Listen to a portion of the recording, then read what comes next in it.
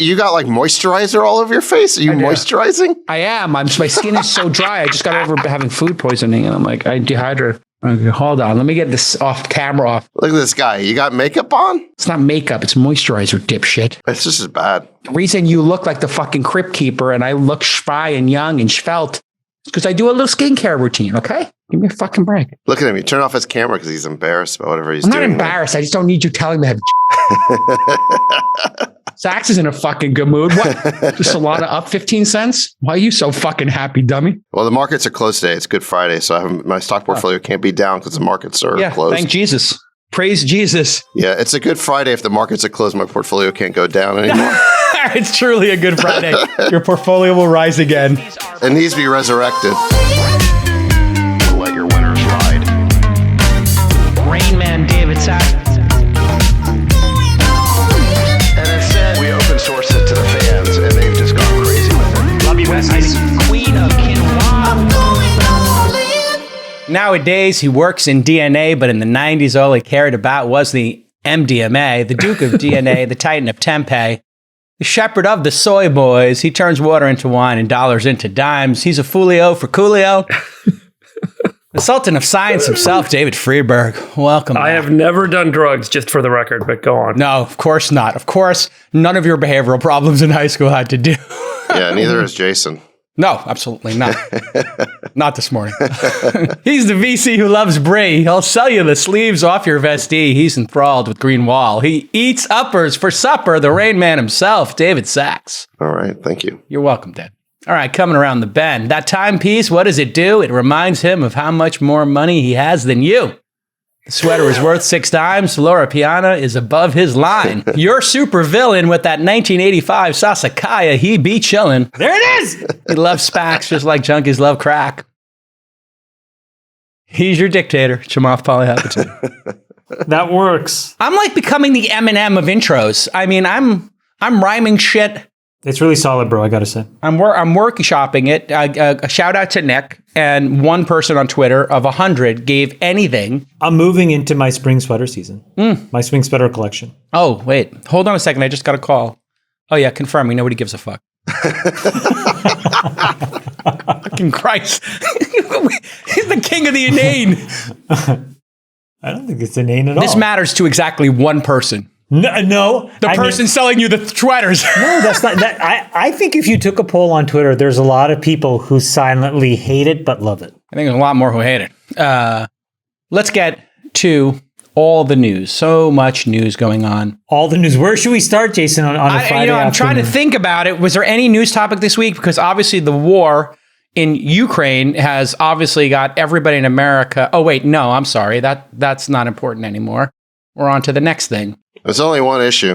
Elon put in a bid to buy Twitter outright on Thursday and take the company private in a deal worth $43 billion. The most breaking news when we're taping this on Fridays at 11 a.m. when we typically tape this is that the board of directors, the professional board of directors, has decided they would like to get personally sued. I mean, this is the most insane thing. I woke up and read this and I was like, okay, they're creating a poison pill that's going to give Twitter's existing shareholders the ability to buy more shares if Elon hits 15% of the company at a discount. Chamath, explain the concept of a poison pill, just generally speaking, and then give us because everybody knows what's going on, but like here we are in this, whatever, I don't know if this is the 7th or 8th inning of this saga, or it's the second, but where do you think we are in this saga? And then what happens on Monday? And describe a poison pill. A poison pill is basically a defensive maneuver that a board of directors uses to prevent a hostile takeover. And basically, the simple way it works is it allows the board to create enormous amounts of new shares and effectively dilute the potential hostile acquirer so that it becomes economically unfeasible for them to get enough shares to get control. The way that they do that is that they basically give everybody except a person that crosses a certain ownership threshold. So let's use Twitter as an example. So the Twitter's poison pill basically says that if you get to 15%, you're essentially locked out from a right that then everybody else has that effectively allows them to buy another share of stock at, I think it's a 50% discount. And so what it does is it creates an incentive to essentially almost double the fully diluted shares outstanding of the business. And what that does is it makes it almost impossible for the person with 15% to then go and acquire what's necessary to get to 50%. Yeah. There are different kinds of poison pills. There's things that you can do with debt. There's things that you can do with equity. But that's the thing that Twitter did. I think if anybody's interested in it, Nick, maybe you can just bring it up, but you can Google on Wikipedia. There's a phenomenal article called Revlon versus McAndrew and Forbes. And McAndrew and Forbes was the holding company of this very prolific deal maker in the 70s, 80s, and 90s named Ronald Perelman.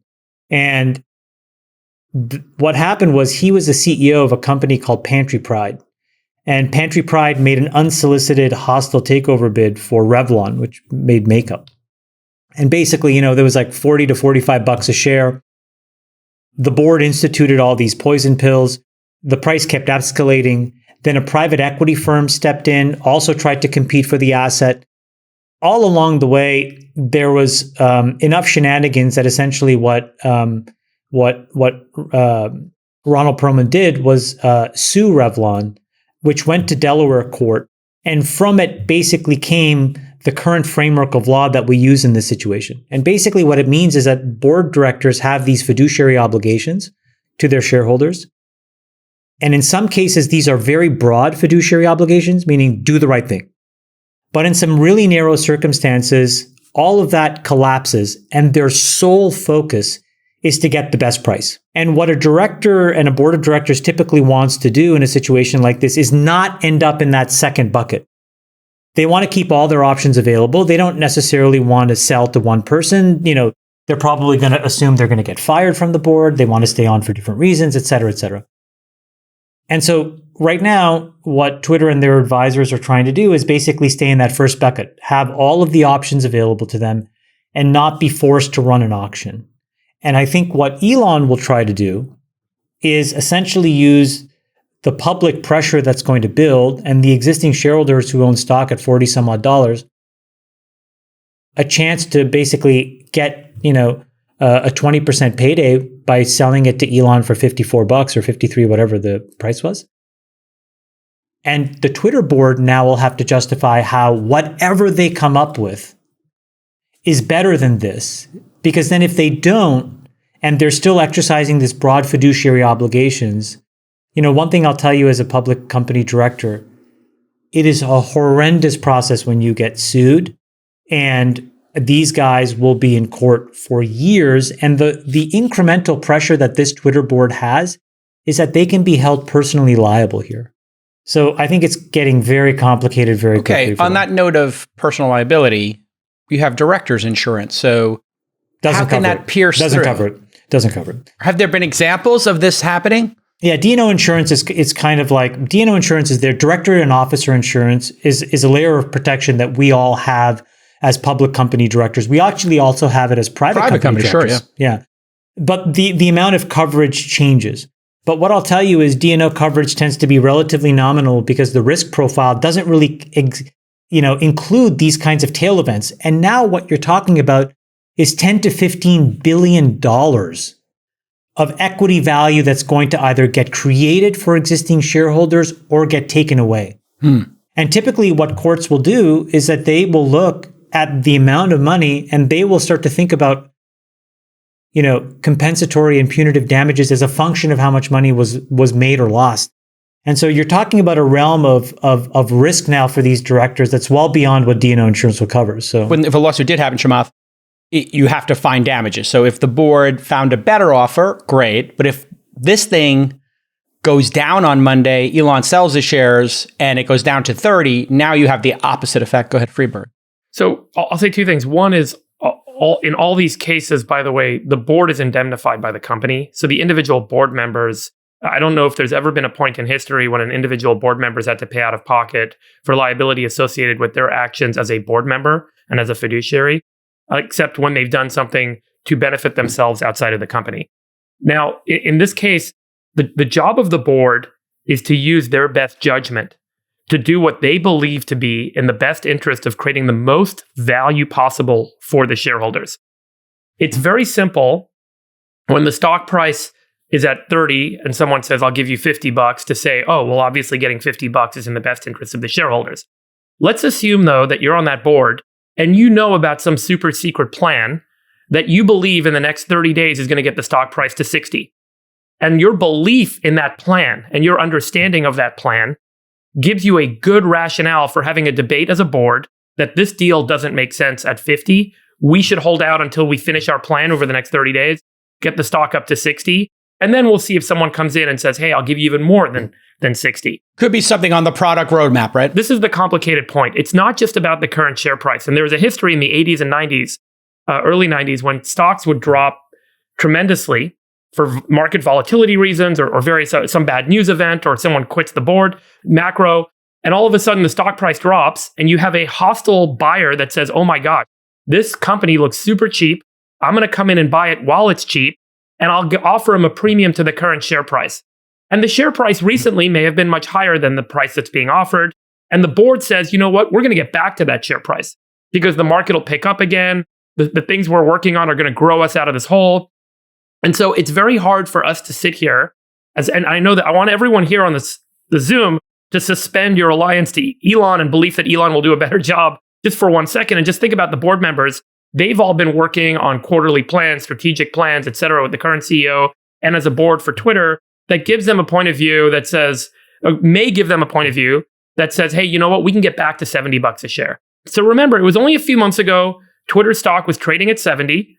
The stock price dropped with market compression we've all experienced. And then Elon's come along and said, I'll offer you guys $54. And the board's like, wait, a few months ago we were at 70. We have all these great things we're working on. And so I'm just trying to paint the other side for everyone that this is not just like a clear-cut, obvious deal. It's their judgment at this point that they should get more for the stock given where they think the company's headed and where the stock price will eventually get to. All right, going to you, Sachs. You heard from Friedberg to suspend disbelief that the greatest entrepreneur on the planet running two of the most important companies is not more qualified to run Twitter than the current CEO. I'm not going to suspend my disbelief. Go ahead, Sachs. Let me make the case for the clear cut case here. Sorry, let me just say something. He could be better at running this company, Okay, he will be better, Jason, but the shareholders don't benefit from that because he buys the whole company for $50. Of course they do. Well, hold on. Yeah. They're getting $54 of cash. They do not have any ownership in Twitter after Elon takes over. That's the deal that's on the table. So if I, as a shareholder, get $54 of cash, I don't care if Elon does a better job running Twitter down the road because I have no interest. Suddenly, one fact check on that. He said he wants to bring along as many of the shareholders as possible. J-Cal, that's a thing he said. That's not actually in the proposal, right? So as a board member, I have to look at the proposal on the table, which is I got to take $54 of cash for my shares and give up all the upside. Sachs looks like he's going to explode. Fair enough. Look, here's the reason why fiduciary duties exist. Let's just explain where this concept comes from. There is fundamentally a principal agent problem. This is what it's known as between stockholders and the people running the company. So in other words, the owners of the company are the stockholders. Okay. They appoint agents, managers to run the company for them. But those managers can be conflicted. They have an incentive, not just to get the highest share price for the stockholders, but to pocket personally as many benefits as they can. And the whole reason why fiduciary duty was invented is to prevent that agency problem. So if the board members or the CEO of the company are just looking out for themselves and trying to pocket personal benefits, excessive compensation, or turning down an offer to sell the company for a much higher price, that would be a breach of their fiduciary duty because they're looking out for themselves. Parag knows that if Elon buys this company, he is out of a job. His head is on the chopping block. He is fired right away. Elon has made that clear. He said in this letter, on this SEC filing on Thursday, I have no confidence in the management of the company. If I'm unable to buy the whole thing and take it private, I will dump all my shares. It's all or nothing for him. So Parag is interested in preserving his job. If Elon wins this battle, Parag is going to have the shortest executive career since that Pope who got poisoned, okay, to borrow a line from Wall Street. So he is incentivized to fight this thing, whether it's in the interest of shareholders or not. Now, what do you think the incentives of the board are? I think they're the same. These are guys who love the power they derive from being on this board. We know Twitter has enormous cultural power. These guys, they enjoy all the benefits they get. They probably do get some compensation being on the board, but they enjoy being in this very exclusive club that wields enormous power over our culture. And they have no incentive to give that up. And by the way, how much of the company do they really own? Not that much. If you look at the wealth of the people on Twitter's board, and we know all the people on Twitter's board, their wealth is significantly greater than whether Twitter stock sells for 60 or 70. So, and I think that we all know that these are all sophisticated actors. They are all high integrity people. We all personally know many of the people on Twitter's board.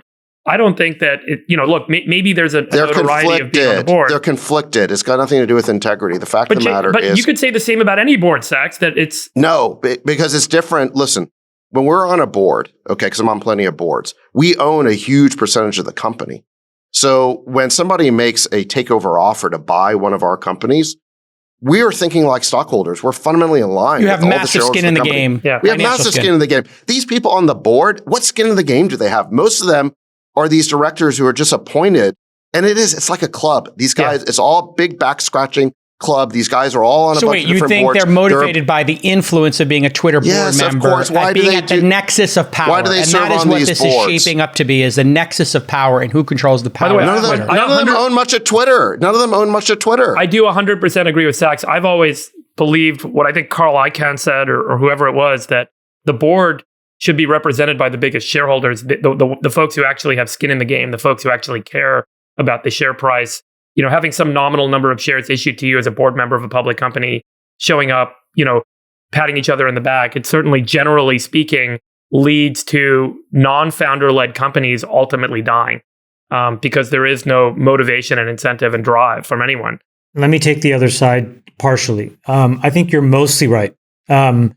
I would never join a public company board that I did not own a significant piece of. Right. And I have never. Right. Now, the reason to be on a public company board is that, unlike a private company, the single biggest advantage, there are many disadvantages of being public, but the single biggest advantage of being public is that you have a lower cost of capital. So if you have an ambitious company, an ambitious leader, and an ambitious plan to build and compound value, you cannot do it privately forever. You must do it in the public markets because there's just an infinite amount of capital that's available and an infinite amount of ways in which you can raise capital relative to you being private. So with that being said, when you are public, I think the best boards are the ones that are sort of 50-50 split between the biggest shareholders and people who are very much experts in a handful of things. And I just want to be specific. In a public company board, you have to have a lot of focus these days on things like governance, audit, because you have to attest to these financial statements, right? Cybersecurity becomes a huge one because you have to disclose these risks. And so I think that it really behooves boards to have a few experts who can chair those committees.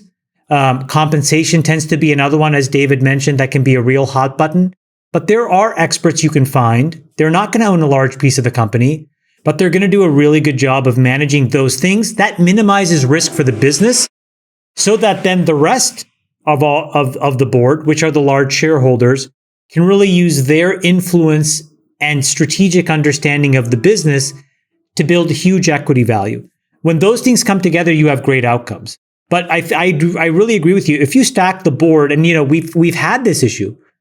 Public boards in America got perverted over the last few decades to being these little badges of status that people would collect. And now, we're starting to see a real pushback on what's called overboarding, right? Where these distinguished folks will pick up 5, 6, 7 boards. All of a sudden, that's the fastest way to make $3, $4, $5, $6 million a year. How can you sit on 5 or 6 public company boards? It's impossible and add any value. Exactly. And Let me ask you a question. Do you think those people get appointed to boards by standing up to the CEO? Right. No, the opposite. 100% They're there to right. be a safe vote for the CEO. So let me ask you guys a question. What do you think is the right thing to do as companies that go public mature and their ownership base disperses? So, in Europe and Asia, many companies go public. Families own them for a very long period of time, as you guys know. They remain significant owners. They don't sell off the shares.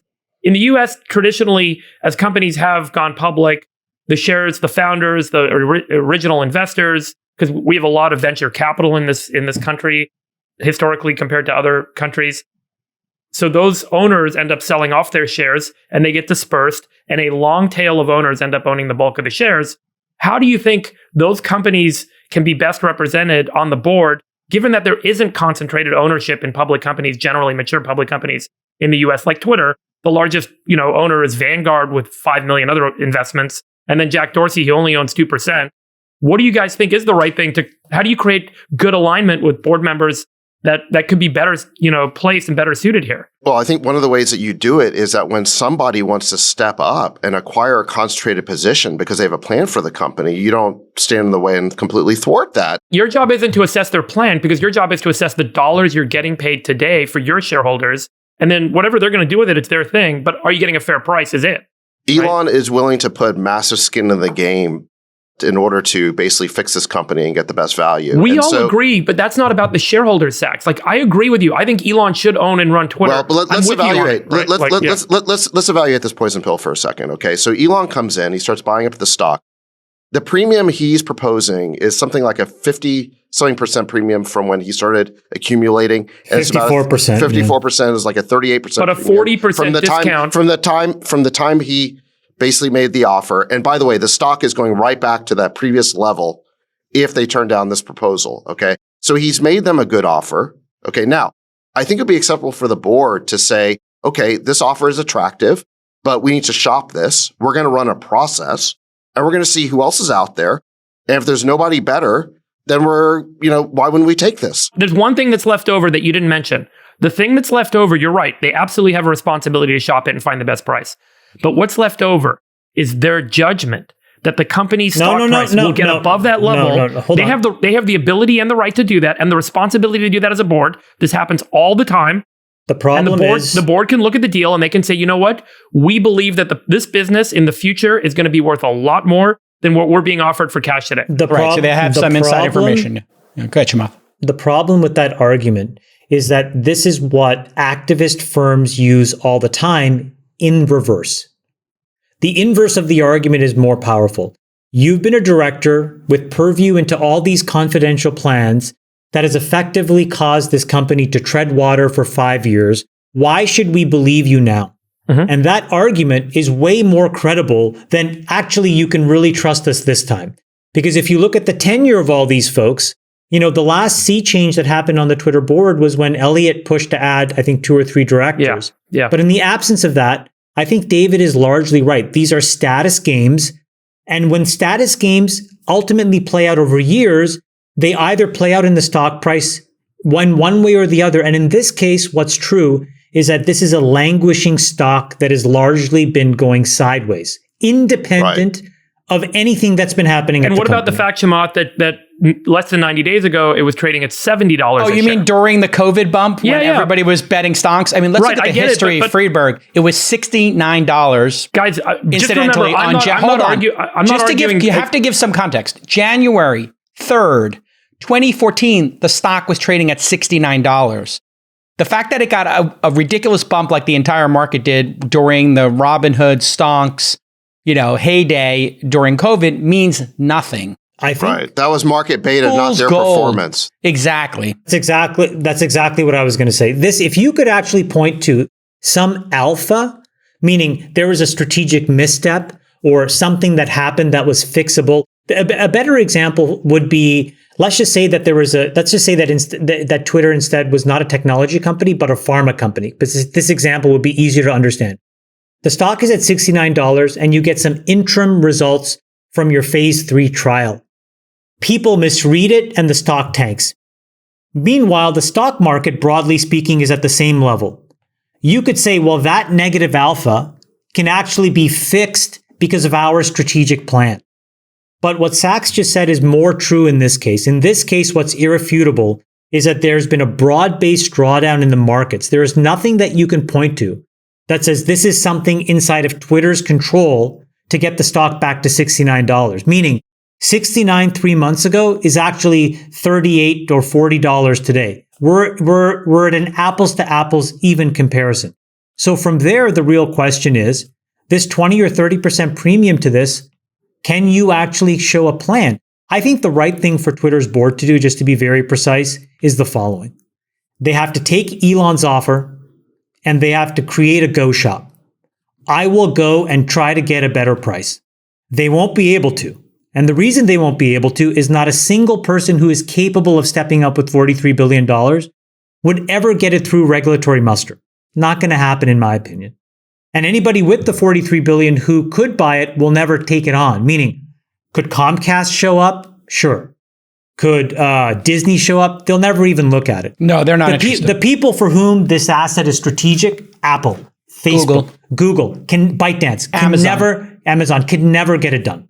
So Lena Khan, no Breno. I think that's probably right, Chamath, but there is a chance. So I just want to finish. I just want to finish. So from who? So hold on, just let me finish. Okay, so, finish Chamath, yeah, and then Sachs who? So I think basically it's like, Elon, thank you. We're going to create a go shop. We'll try to find the best offer. I don't think any offer comes in. But then I think what they can do, Freeberg, is if there is this magical plan to shoot rainbows out their ass, they should actually put that to a shareholder vote and let people decide. And I think that's a really fair thing to do that also allows them the credibility and the air cover to say, look, we actually have been working on a plan. We think that that will create an amazing amount of shareholder value. And we just want shareholders to be able to see that, compare it to Elon's offer and decide for themselves. Who's the white knight, if anybody? I heard Comcast. We know that big tech can't do it because of Lena Khan, and then we'll go on to the next topic, the next nuance here. Sachs, do you have anybody, a financial player, anybody who is a dark horse in your mind? Somebody, I think it could be Disney. Jack is on the board of Disney. There's a lot of relationships. Sorry, go ahead. They tried to buy it. Bob Iger said he bailed on it. Listen, I think there's a lot of companies that could be interested in Twitter, and I think you create the period to shop it, to see. And by the way, listen. Name one, Sachs. I think this administration does not want to see Twitter become a free speech company again. And so the political winds will blow towards letting, I think, Twitter be acquired by a big tech company, even if it means big tech gets bigger. So I think they will put Lena Khan on pause to allow Google to buy this company if that's what it comes down to. You're kidding me. Your conspiracy theory is that I will Biden's bet 100 to 1 against that. Will you take 100 to 1 odds against that? I'm saying if it comes down to it. You're saying Biden's going to whisper in Lena Khan's ear, put your thumb on the scale and let Google buy this thing. I'm just saying that the Dems can own it, the libs can still own Trump. If it was a choice between what David's saying is my enemy's enemy is my friend. And so instead of having Elon's stated goal, I guess what David is saying is instead of having Elon's stated goal of having a free speech platform at scale exist on the internet, which they may believe is even the bigger threat to political power, they'd rather it go into the hands of companies that will acquiesce to them, at least on the margins. But no question about it. Biden would tell Lena Khan to put her thumb on the scale? Chamath, it's the lesser of two evils. You believe that conspiracy from theory? their point of view? I do not personally, but I'm just trying to explain. You believe this nonsense This I feel like I'm on AM radio, but go on. Yeah. Listen. Yeah, where's my tin? What is this all about? Where's my tinfoil hat? And by the way, just to go back. What is this all about? I just sent you guys. Hold on one sec. I just sent you guys the revenue chart for Twitter. It may not be that impressive relative to enterprise software companies and others, but I want to be really clear. I am not arguing against this deal. I'm trying to give you guys the perspectives that we all have a really kind of honest dialogue about this. Why this board may actually stand on their own 2 feet and win with shareholders by saying, you know what, look, our revenue's been going up. We're continuing to grow revenue. We're continuing to grow usage on the platform. We've got all these products that we're working on. There's a real reason that we're going to make more than $54 a share over the next 12 to 18 months as we start to deliver this year's numbers and we start to deliver these product features that we've all been sharing and talking about in the progress we've been seeing. And that's honestly, I think the most likely kind of middle ground here is that this board has enough to stand on by looking at the fact that it doesn't matter if the stock's gone up and down. What matters is that they've been, in their minds, steadily improving the business and continuing to improve the business. And it is an iconic asset that the market should own, not a single person, and yada, yada. And I think that's going to be part of the case. Let me make 2 points. First, the problem with Freeberg's argument is that there's no limiting principle to this. Any board at any time could always claim that they've seen the magical plan and therefore they can reject the bid. You're right, by the way. That's the problem with it. Okay, agreed. And particularly in this case, we have to look at the track record of this management team, which it barely exists, but also this culture at Twitter. Okay. This is a company that's languished for years. The culture, look, this culture, a decade, this culture has been so inept that in response to Elon's takeover offer, they gave all the employees a day of rest because. Oh no, that's a reoccurring monthly thing. They have a day of rest. No, they don't. Do they the really? Employees were so stressed out. The employees were so stressed out. They told them to stay at home and take it easy. Okay, this is a Sachs, weak. you don't know the emotional labor it takes to deal with this. This team is weak. Okay, soft. And it's soft. Okay, and weak. And Elon would give the whole company an enema and fix this thing, and that is why they don't want him taking over. Yeah, but and listen, you are 100% right. But that's right. not the question at hand. But this is why you should not let this board and this CEO invoke some magical plan that they don't have, that they never came up with, and they would never come up with because it's just a big excuse, so they're not out of a job. Okay, but now let me go. Wait. I never got a chance to make the second point. Let me respond to the tinfoil hat thing. So listen. What is this story really about? It's about free speech. It's what it's about for Elon. He said in this takeover, and then at the speech that he gave at TED, that listen, this is not about economics for me. Twitter needs to be the open town square. It is the marketplace of ideas. We're going to make it a free speech platform. We're going to open source the algorithm so people know when they're being canceled, they know why they were taken down. Is that algorithmic? Was that a human intervention? This is what it's about for Elon. It's also what it's about. Hold on. It's also what it's about for all the elites, for everyone observing this, for everyone who's criticizing it. Listen, look at the reactions. We haven't talked at all about the hysterical reactions to all of this news that happened. I mean, there was a fantastic tweet here. Well, Business Insider said that Elon Musk's attempt to buy Twitter represents a chilling new threat. Billionaire trolls taking over social media. There's just one problem. Back in 2013, Business Insider's headline was, billionaire Jeff Bezos' Washington Post buy marks a fascinating cultural transition in America. So these guys are completely hypocritical. When it's a billionaire that they like, they praise it. When it's a billionaire supporting free speech, they oppose it. That's what's going on. You had Jeff Jarvis with this insane... Professor Jeff Jarvis? Yes. Saying today on Twitter feels like the last evening in a Berlin nightclub at the twilight of Weimar, Germany. I mean, somehow these people think that the reinstitution, the restoration of free speech is somehow like the end of Weimar, Germany. And then I think probably the best example was this tweet by Max Boot, where he says that for democracy to survive, we need more content moderation, i.e. censorship, not less. So in the warped mind of all of these elites and the media, the corporate media, they think that for democracy to survive, they need more censorship. It's crazy. This is the worst thing the Democrats ever did, is give the Republican Party free speech. That was our issue. How we gave it to you guys is just insane, Dave. By the way, this is your bias in evaluating this deal. I want to point that out. You talk about the board's bias, but you do have a bias on, and that's not really the question at hand. The question at hand is $54 the fair price to pay for this company. No, I know, but it is also about free speech. There is another issue here at its core. That's not sorry. I agree. It's not about the deal, but that is why Elon's buying the company. I agree. He's not doing it for profit. I'm just pointing out that we all criticize the board and we all criticize them for not taking the deal. We're motivated generally because we want to see the deal happen. We want to see Elon do it. I want to be very clear. Couple things. First of all, the stock is basically the same price it was in December of 2013. Right. Okay. So what happened in the market during that time? It went absolutely up and to the right in a violent manner. Right. So if you had a strategy to not grow and you deployed it, could you actually achieve this performance? So I'm just saying that's just an objective fact that we have to keep in mind. Yes, that's true. Whatever has happened has collectively not worked. And it is systematic, meaning the underperformance is not a quarter, it's not in a month, but whatever has happened here collectively inside this business has not been working for nearly a decade. Okay, so just getting all the emotion out, that's a fact. Right. Okay, and so at some point people will say, well, the devil I don't know is better than the devil I do know, because the devil I do know is destroying money for me at a horrific rate, which if you look at how the S&P has compounded since 2013, versus now, I mean, my gosh, if you had done a spread trade of long the S&P and short Twitter, you would have made a fortune. How about long Tesla, short Twitter?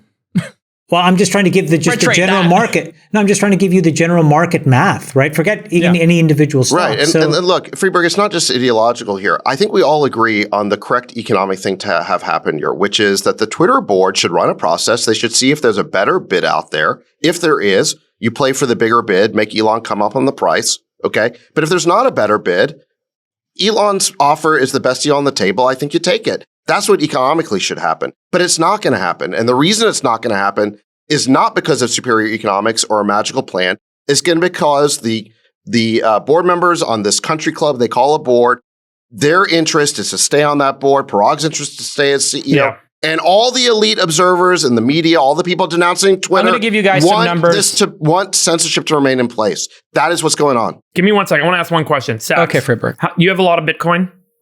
You have a decent amount of Bitcoin? Some. Bitcoin's trading like 40,000. If I said I'm going to buy out all your Bitcoin for 45,000, would you take it? Well, it's a different situation because you can't make an offer for that. And but by the way, here's the difference. There's no principal agent problem in that context. I know. But it's a fully decentralized currency. But you have a point of view on Bitcoin. No, forget about the structure. I'm coming to you and I'm saying, hey, Sachs, I want to buy all your Bitcoin for 45,000. What's your answer? It's trading at 40. That's not a share. That's not a share of stock. So then put it to a vote. Yeah, I'm trading. Then put it to a vote. Right. Let every single shareholder decide. Then put it to a vote and we'll see. Yeah, and by the way, Freeberg, there's no limits on your ability to go on the open market and buy Bitcoin. So if you do want to try and acquire 100% of Bitcoin, go on the open market and acquire it. There are people trying to build big positions exactly that way. So go do that. But there are huge limits. Hold on. There are big limits on the ability of Elon to go on the open market and just keep buying up all of Twitter. Yeah, the poison pill with this poison pill, they've stopped it. Do you agree with the poison pill, Freeberg? See, JCal, hang on. I want to explain why that is, because this is really important from a corporate governance perspective, so people understand what you're saying is right. But the job of the board is to look out for the interests of all shareholders, particularly minority shareholders, people that own a small stake in the company.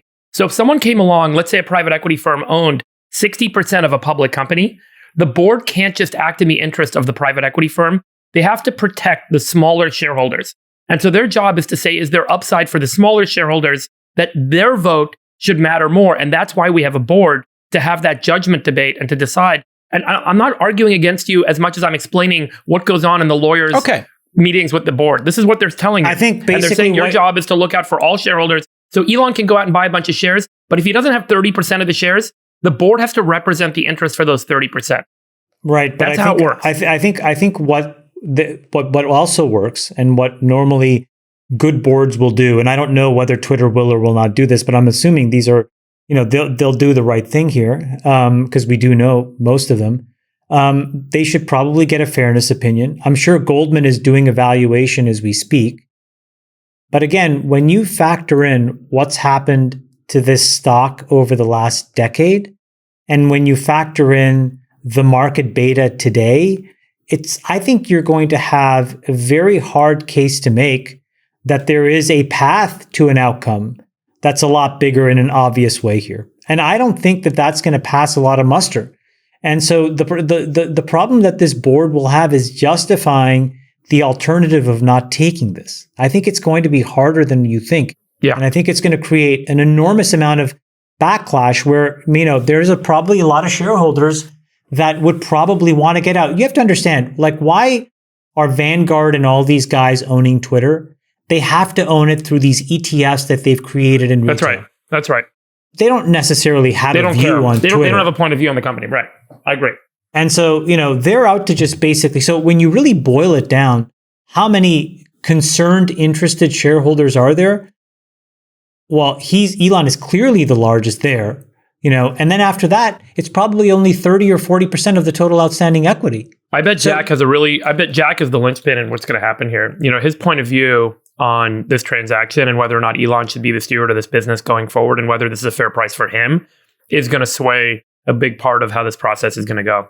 Jack owns 2%. Elon owns over 9%. Yeah, but my point is I think Jack's going to be a big opinion setter in that board discussion because he's on the board. And I think they're simpatico and they're friendly. So just to give you guys a number to react to here, 2021 revenue is $5 billion. They have 8,000 employees. Back of the envelope, $625,000 per employee in revenue.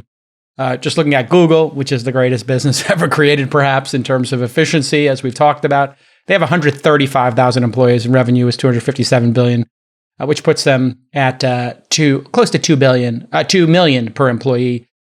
How many people, Sachs, on an operational basis, does this business actually need to run efficiently? 8,000? Yeah, you could fire half those people or more. There'd be absolutely no impact to the business. In fact, they probably run better because right now they probably got too many meetings happening with too many people. We all know this. That company culturally has been broken for a long time. Elon comes to you and says, "You're my guy. You did Yammer. You're in charge." Would you run it, Sachs? Would you take the CEO job? Of course he would. Of course you'd take the job. I'm a VC now, guys. Come on. Nope, wrong. You take the job for 10%. No, I wouldn't. No, You're a liar. Would you take the job for 10%? No. I'm done operating companies. I'm sick of it. What if your funds got I don't like doing real work. Wait, hold on. I think this is time. I think this is time where we can share. I'm too old. I think it was 6 years ago, 5 years ago. I did approach Twitter with another large investor, but it was more of a friendly activist thing. And David was our nominated CEO to rip that place apart. Breaking news, must credit all in. But now, after that meeting, which was a little heated, their VP of engineering and CTO quit the next day, I remember. Yeah. That was very funny. Yeah. What? Just at the concept of reporting into Sachs, they quit? They rage quit at the possibility. This point. Startups are like the NBA. I mean, you get to a certain age, you're just, you're too old. I mean, you're the coach. You'd be Phil Jackson. Guys, just hobble over. It's flattering, but I'm done. I'm done operating. I'm so sick of all that. Wow. Sachs, who do you think? Protesting too much? I go on Zoom calls a couple of times a day. It's a great life. Sachs, Elon can't run it. He's got a lot going on. Who do you think should be the actual CEO, the day-to-day CEO there? Well, I think Elon I think he would go in and figure it out. I mean, he is obviously an extremely But who would be his guy? Who would be on the ground? Well, he's got a lot of people he can probably plug in there. That my understanding of the way that things work at Tesla and maybe trying to get a job. No, SpaceX is he's got some terrific young talent who he appoints to these sort of project manager or product manager positions. Yeah. And he's got like 20 of them reporting to him, and they run the company doing a whole sequence of projects in parallel. Right. So he has like a bench, a deep, like Elon is the new GE. Remember when GE, when all the talent used to go there? Elon's got so much incredible talent on his bench. He could parachute in some amazing operators there and clean up that place. Well, let me tell you something. It'd be incredible. The AI team on that self-driving team, which I've met and I've seen their work, in private, and it's so impressive that if he took one of the AI people working on self-driving and dropped them into Twitter, they would solve the bot problem, the spam problem in 30 days with one. And if, God forbid, he sent 3, they would solve it in the weekend. The fact that they can't solve spam and bots and other mashugana going on at that company is crazy. Right. He would fix that. By the way, there would be less problematic content on that site with Elon running it. Why? Yes, there'd be less harassment. There'd be less harassment because he'd get rid of all the bots. He'd impose an authenticity requirement. Who's doing the brigading? It's all these bot armies. The problem is they don't want the bots to go because the only sign of life in that business is spammers and all these fake accounts being created. So they're just scared to take that 20% hit. But the site would be cleaner without it. But look, Jason, I really think that part of the problem with our conversation today is that we're viewing this whole Elon versus Twitter thing purely in economic and to some degree operational terms, when really I think this is also an ideological and cultural battle or struggle. All right, we'll go to that. Let's do it. And this is why it's really captured the imagination of the public. If you were to sort of zoom out 30,000 foot view, the big struggle of our time politically and culturally is populist versus elitist. Okay. That's the big battle that's happening. Elon is one of the rare billionaires who is sort of anti-elitist. He pokes fun at their pieties all the time. This is why they call him a troll. Okay. He wants to restore free speech. Somehow the elites are now on the side of censorship. Like Max Boot said, they believe that in order to protect democracy, they need more censorship. What they really mean is to protect their control over democracy. They need censorship. Why? Because they're greatly outnumbered. There's more populists than elitists. So if the more democratic this country becomes, the more they are going to lose power and be kicked out. That is why they are so fiercely resisting the restoration of Twitter as a free speech platform. It means the end of their cultural power. The Axios headline encapsulates that to a T. I gave you guys the link, Nick. You can show it. The world's richest man someone who used to be compared to Marvel's Iron Man, is increasingly behaving like a movie supervillain, commanding seemingly unlimited resources with which to finance his mischief making. I mean, are you serious? This is the same guy that's journalism? This is the same guy that's doing more on climate change and has been doing it 20 years ago when it wasn't popular, and satellites. But I said this before, and space travel. I said this before, but I just want to say it again. I think if he does get a control of Twitter and there is a strong, reliable moral force for free speech, I think that's actually going to be his biggest contribution to society. Because independent of all these other things, we want sort of this political philosophy of democracy and capitalism to roughly work together. And I think it sits on top of this fundamental idea that you can say what you think without retribution. And it's only there you can actually seek out different opinions and try different ideas and say things, and most importantly, make mistakes. And right now we have such a high cost for making mistakes that it just shuts so many people down and out. And if he does that, that's actually a really big deal, I think, globally. You know what that Axios headline could have said, Chamath? It could have said, Elon Musk spends significant portion of his fortune to restore trust in public square by open sourcing. No, but you can't. Open sourcing the API and allowing transparent moderation. No, Jason, because that's what he said in his TED Talk. Jason, they can't, because they lose power if Elon wins and gets control of Twitter. Right, exactly. Look, the but I'm just saying that's the corporate journalists like Axios, they don't make a lot of money. What they have is some degree of status, but more importantly, they have influence. That's why they do those jobs. And the fact of the matter, and their influence is enhanced when other people don't have the right to speak. And the reason why Elon is a supervillain in their eyes is because he's going to give the people their right to free speech back. That is what this is really about. And they are adamantly opposed to that. Now, 10 years ago, 20 years ago, every member of the press would have defended the First Amendment. They saw freedom of speech, freedom of the press as synonymous and fundamental to our republic. Today, they don't believe that anymore. History has been inverted. Glenn Greenwald actually had a great paragraph about this. If I could just, I know Jason made fun of the fact green wall. Look, I mean, I'm a Glenn Greenwald fan, I'll admit it. But what he said is that somehow these elites, they've somehow inverted history. So now they believe that it is not censorship that is the favored tool of fascist tyrants and authoritarians, even though every fascist and despot in history used censorship as a key means for maintaining power. But they instead believe that it is free speech, free discourse, and free thought that are the instruments of repression. So that is what it is about. But the irony is that these elites now believe in the use of authoritarian tactics to preserve their cultural power.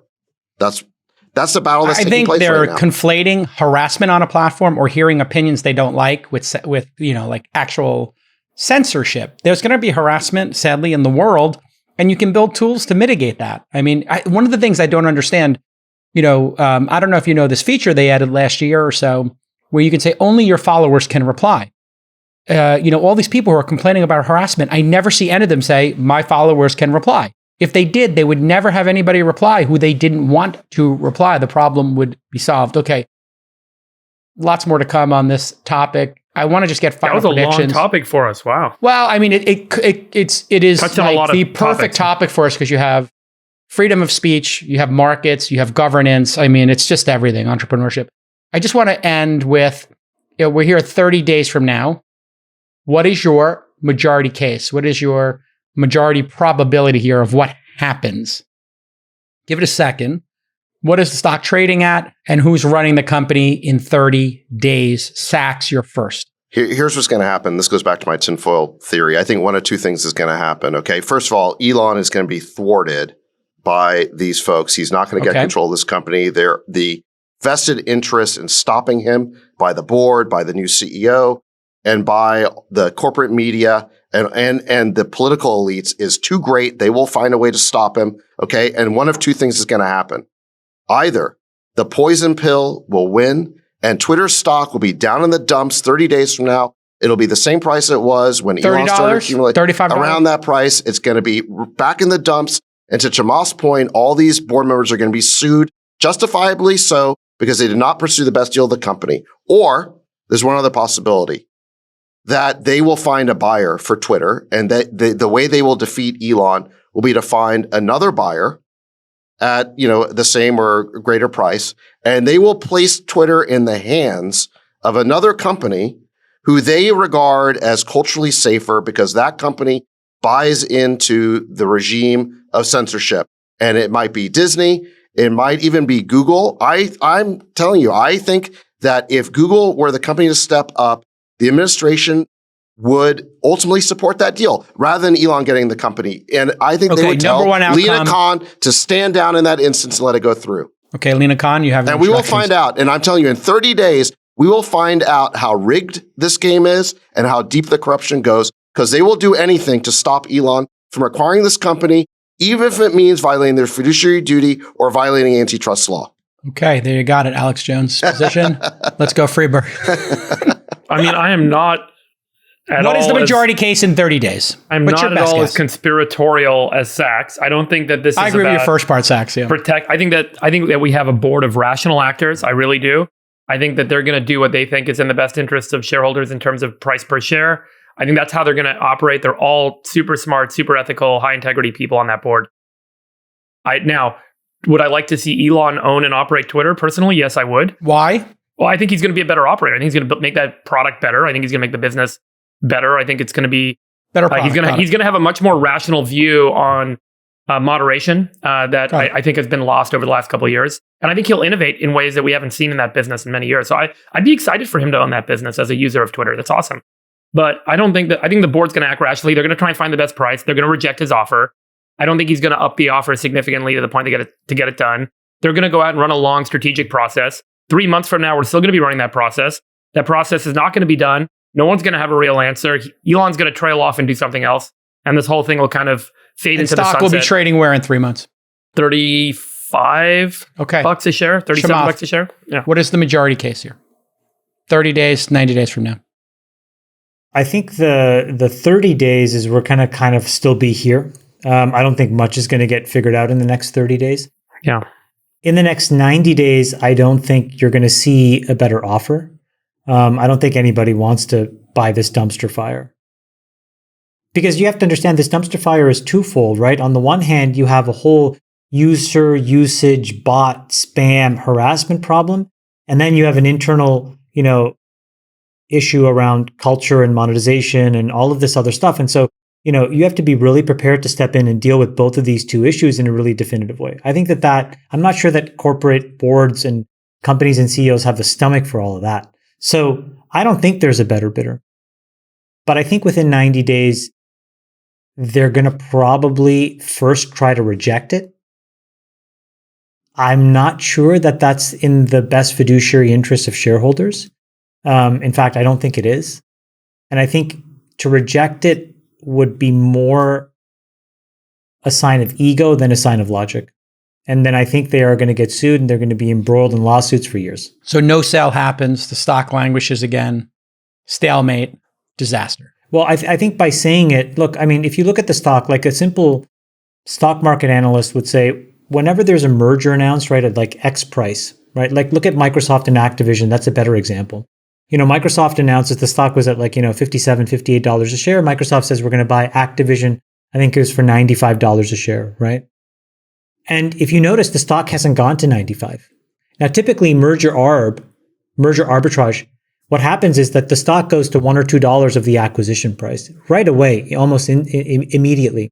Or it goes to within $5 or $10 or 5 or 10%, and then it bleeds towards the M&A price as the deal gets closer to certainty.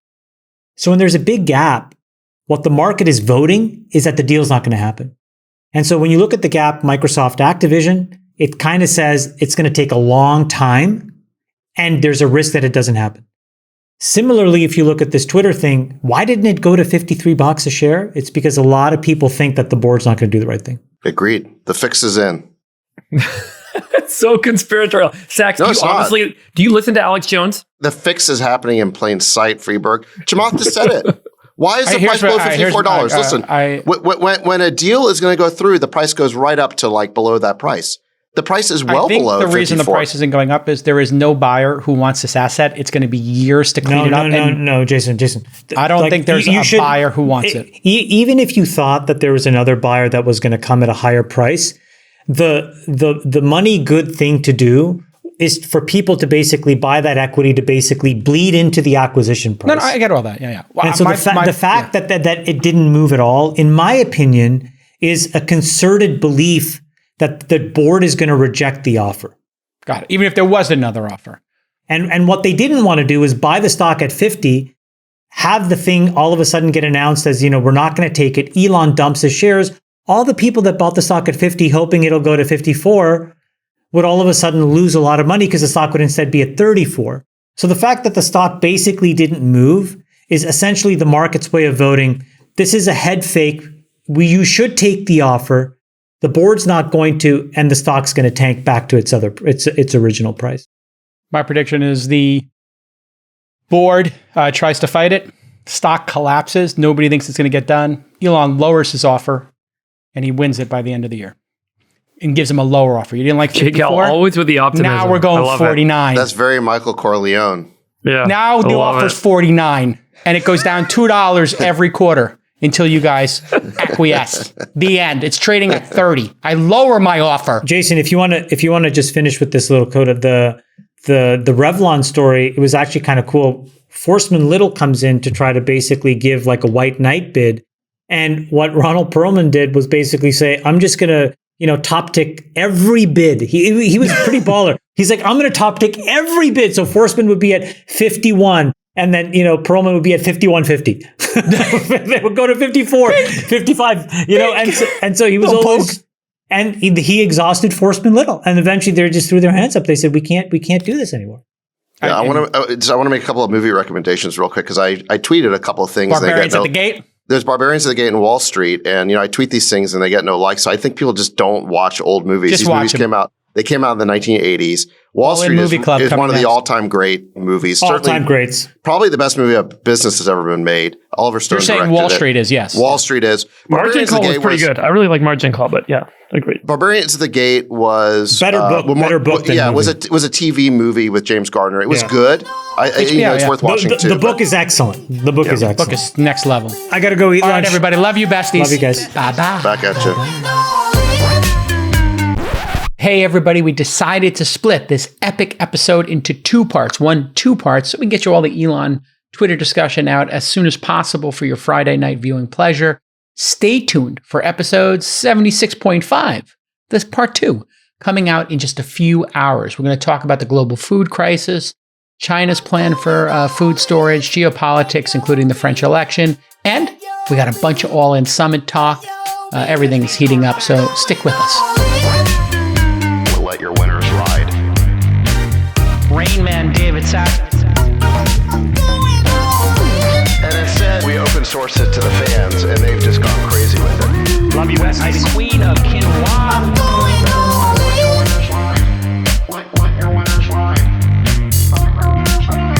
Besties are back. That's my dog taking a notice in your driveway.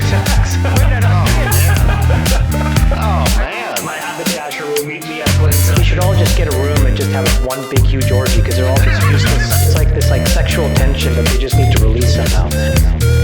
Wet your beak. Wet your beak. Your feet. We need to get merch. Besties are back. I'm going all in.